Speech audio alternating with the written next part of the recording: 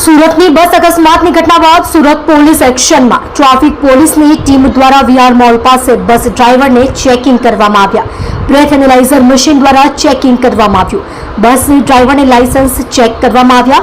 સુરત શહેરની અંદર તમામ સ્થળ પર કામગીરી કરવામાં આવી રહી છે।